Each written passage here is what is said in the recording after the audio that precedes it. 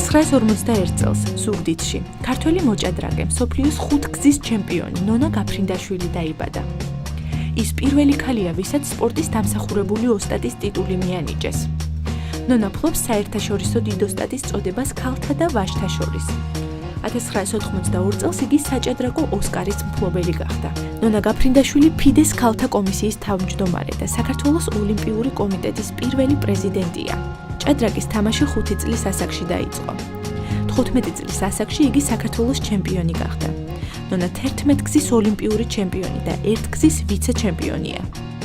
ინდივიდუალურად მოპოვებული აქვს 9 ოქროს, 3 ვერცხლის და 1 ბრინჯაოს მედალი. 1969 და 1972 წლებში ნონა გაფრინდაშვილი ევროპის თასის მფლობელი გახდა.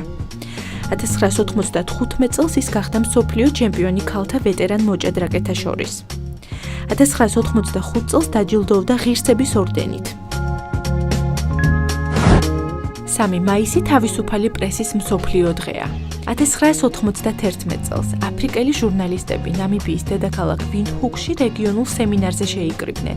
იგი დამოუკიდებელი და პლურალისტული მასობრივი ინფორმაციის საშუალებათა ხელშეწყობას შეეხებოდა. მათ მიიღეს ეგრეთ წოდებული ვინდჰუკის დეკლარაცია, რომლითაც სხვა ქვეყნების მთავრობებს პრესის თავისუფლებისა და დემოკრატიული ხასიათის უზრუნველყოფისკენ მოუწოდეს. ამ სემინარის მნიშვნელობა იმდენად დიდი იყო, რომ 1993 წელს გაეროს გენერალურმა ანსამბლეამ გადაწყვეტილება მიიღო 3 მაისს თავისუფალი პრესის მსოფლიო დღე აღენიშნა. 1893 წლის 3 მაისს სოფელ აბაშაში დაიბადა კონსტანტინე გამსახურდია. ქართველი მწერალი, ფილოსოფიის დოქტორი, საქართველოს მეცნიერებათა აკადემიის აკადემიკოსი, შოთა რუსთაველის პრემიის ლაურეატი. კონსტანტინე ოჯახის მე-9 შვილი იყო.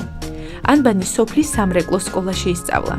მოგვიანებით მამამ შვილები კონსტანტინე და ვანო ძველი სენაკის სააზნაურო სკოლაში მიაბარა. სკოლის დამთავრების შემდეგ კონსტანტინემ სწავლა ქუთაისის გიმნაზიაში განაგრძო. გიმნაზიის დამთავრების შემდეგ კონსტანტინე სწავლობდა პეტერბურგის, ლაიფციგის, მიუნხენის, ბერლინის უნივერსიტეტებში. აქტიურად მონაწილეობდა ევროპაში ჩამოყალიბებულ საქართველოს განმათავისუფლებელი კომიტეტის მუშაობაში. 1918 წლიდან საქართველოს დამოუკიდებელი რესპუბლიკის ბერლინის საელჩოს ატაშეა. 1944 წელს მწერალი საქართველოს მეცნიერებათა აკადემიის წევრად აირჩიეს. 1965 წელს ტეტრალოგიისთვის დავით აღმაშენებელი მიენიჭა შოთა რუსთაველის პრემია. მისი ნაწარმოებები მრავალ ენაზეა თარგმნილი.